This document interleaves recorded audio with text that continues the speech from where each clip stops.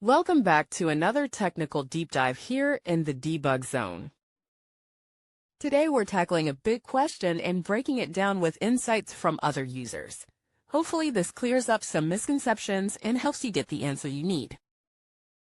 So buckle up, stay a little curious, and let's jump right in.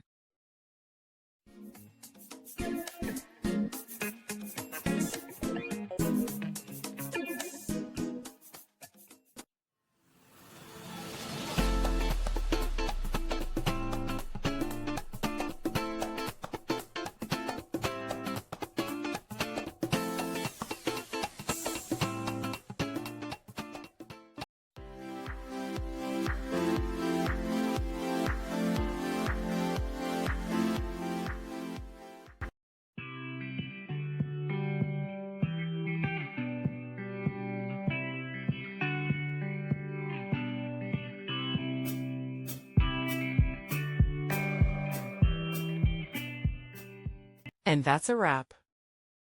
I hope you found the answer you were looking for. If you did, take a second to hit that subscribe button. It really helps out. And let me know in the comments which solution worked best for you. See you next time in the debug zone.